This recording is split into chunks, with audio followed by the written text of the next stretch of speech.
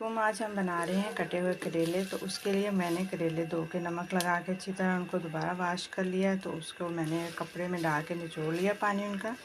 अब उसको मैं कढ़ाई में डालूंगी बगैर ऑयल के। थोड़ा सा इनका पानी हम इसी तरह खुश्क करेंगे। आज मैं डिफरेंट स्टाइल से बना रही हूँ करेले। जब इनका पानी थोड़ा लगेगा कि खुश्क हो गया, फिर हम इसमें ऑयल डालेंगे। पानी खुश्क हो गया, अब इसमें हम कुकिंग ऑयल थोड़ा सा डालेंगे। जी, तो कुकिंग ऑयल डालने के बाद हम इसको फ्राई करेंगे। इसको हमने डार्क कलर नहीं देना, बस हम इसका लाइट गोल्डन ब्राउन सा कलर करेंगे। अभी ये बहुत टाइम लगेगा, इनको स्लो आंच पे कर रहे हैं।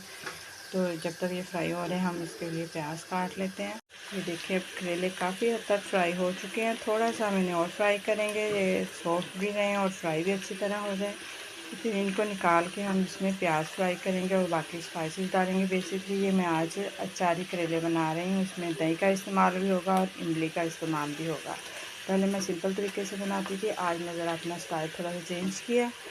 तो जब तक ये फ्राई हो रहे हैं हमने प्याज भी कट कर लिया और इसके लिए हम चिप्स बना के इसमें आलू भी ऐड करेंगे। आलू कट कर लेते हैं। मैं थोड़ी सी इमली भिगो दी है इसी को। जब इसका पल्प बन जाएगा वो हम इसमें गुठलियाँ साइड पे कर देंगे और इसका पल्प करेलों के अंदर डालेंगे।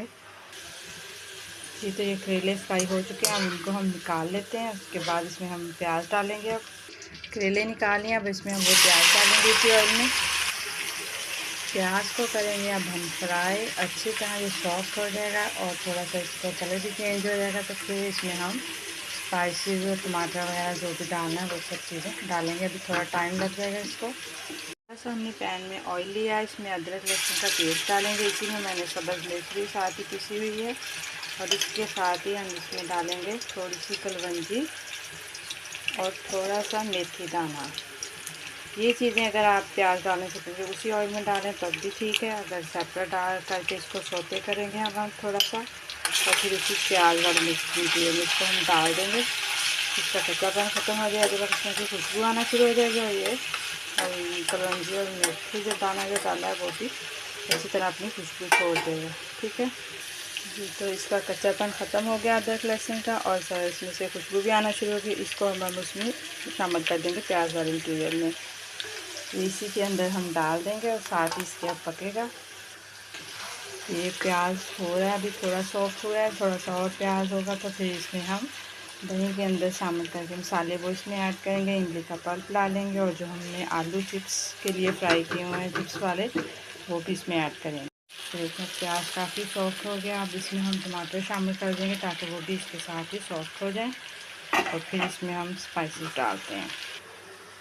ये हमने हाफ कप दही ले लिया। इसमें अब हम 1 टीस्पून हल्दी डालेंगे और 1 टेबलस्पून हम इसमें सूख मिर्च डालेंगे। नमक हम इसमें बहुत कम डालेंगे, करेलों को भी अच्छा खासा लगा होता है तो उसकी वजह से कुछ ज़्यादा तेज़ ना हो, क्योंकि थोड़ा सा नमक हम इसमें शामिल।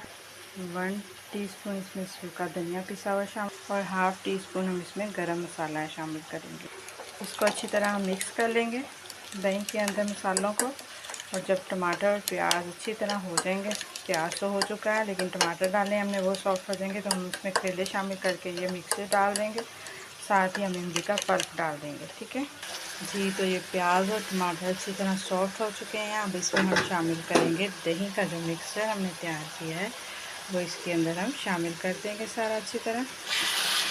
इसको अच्छी तरह हमने मिक्स करना है ताकि इसकी वो दाना सा ना बन जाए दही के अंदर। और साथ ही अब इसके अंदर हम करेले शामिल कर देंगे ताकि वो अच्छी तरह उसके साथ स्पाइसेस भी मिक्स हो जाएं और वो सॉफ्ट भी हो जाएंगे। हमने इसके अंदर अब करेले शामिल कर दिए फ्राई किए हुए थे। ठीक है, अच्छी तरह इसकी हम बुनाई करके फिर इसमें इमली का पल्प डालते हैं। ये इमली का पल्प है, हम वो शामिल कर देंगे इसको। इमली का पल्प डालने के बाद अच्छी तरह हम इसको मिक्स कर देंगे।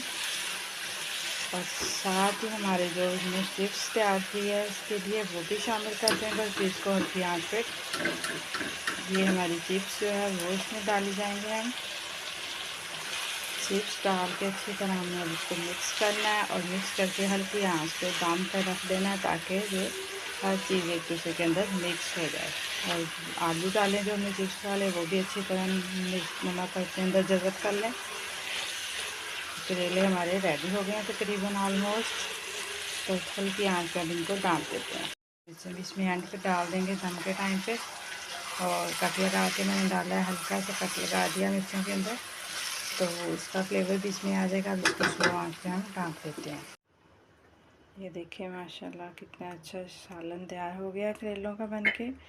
तो अब इसे हम डिश आउट करेंगे। तो ज़रूर ट्राई कीजिएगा और फीडबैक दीजिएगा कि कैसे लगे आपको ये नया स्टाइल। दुआओं में याद रखिएगा। ओके जी, अल्लाह हाफिज़।